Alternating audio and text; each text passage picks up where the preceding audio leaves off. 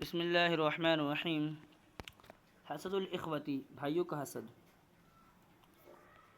اخن واحد اخوتن مانے جمع ہے، تو ہم بھائیوں کو کریں گے، بھائی کا حسد نہیں، بھائیوں کا حسد۔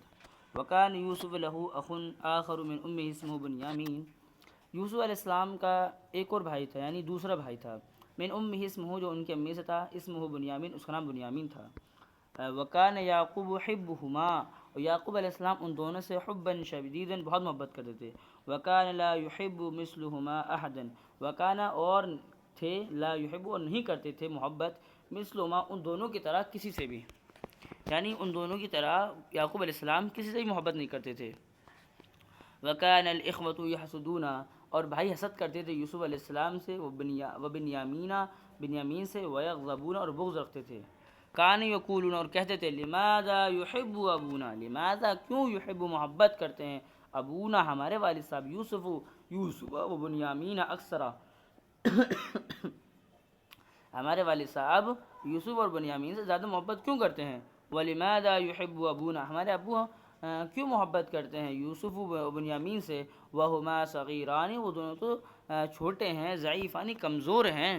یعنی ہمارے ابو ان دونوں سے محبت کیوں کرتے ہیں، وہ تو چھوٹے بھی ہیں اور کمزور بھی ہیں۔ لماذا لا یحب، لماذا کیوں، لا یحب ہم سے محبت نہیں کرتے، مثل یوسف و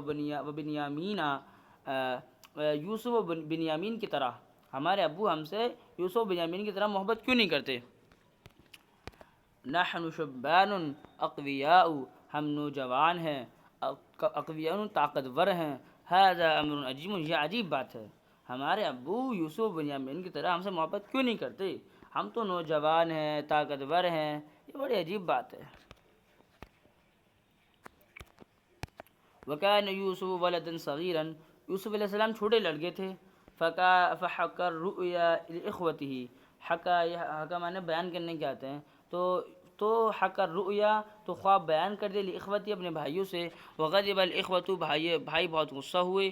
جد معنی بہت غصہ ہوئے، لما سمعوا الرؤیا، جب اس خواب کو سنا، لما جب سمعوا الرؤیا خواب کو سنا، واشتد حسدهم، اشتد یشتد، اس معنی سخت ہونا، یعنی بڑھنے کے، ان کا حسد بڑھ گیا، اور واجتمع الاخوة، بھائی جمع ہوئے، واجتمع الاخوة یوما، ایک دن بھائی جمع ہوئے، وقالوا، اور انہوں نے کہا، اقتلوا یوسف، اقتلوا قتل کر دو یوسف کو، اب اطرحوہ، یا اس کو پھینک دو، ارضا بعیدتا، دور زمین میں، یا تو اس کو قتل کر دو، یا تو اس کو دور دراز زمین میں جا کے پھینک دو۔ حینئذ یکون ابوکم لکم خالصا، یا حینئذ اس وقت، یکون ہو جائے گی، ابوکم تمہارے ابو، لکم تمہارے لیے، خالص، اس وقت تمہارے والد صاحب تمہارے لیے خالص ہو جائیں گے، وَيَكُونُ حِبُّهُ لَكُمْ خَالِصًا، اور ان کی محبت تمہارے لیے خالص ہو جائے گی۔ قال احدهم، ان میں سے کسی ایک نے کہا،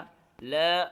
بل القونا، نہیں، بل القو، بلکہ ہو من اس کو، القا یلقی من ڈالنا، بل القو، بلکہ اس کو ڈال دو، فی بئر، ایک کنویں میں، فی طریق، ایک راستے میں، یعنی ایک راستے کے کنویں میں ڈال دو، یا اخذہ، اس کو لے لے گا، بعض المسافرین، کچھ مسافر لوگ، یعنی اس میں سے ایک نے کہا کہ یا تو قتل کر دو، یا تو اس کو دور دراز زمین میں جا کے پھینک دو،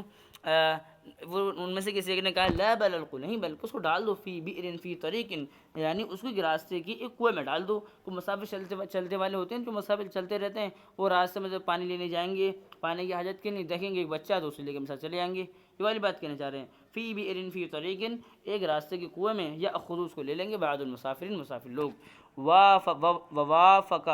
علیہ، اس پر سب متفق ہو گئے، یعنی اس بات پر سب متفق ہو گئے، جمع الاخوتی، سارے بھائی اس بات پر متفق ہو گئے۔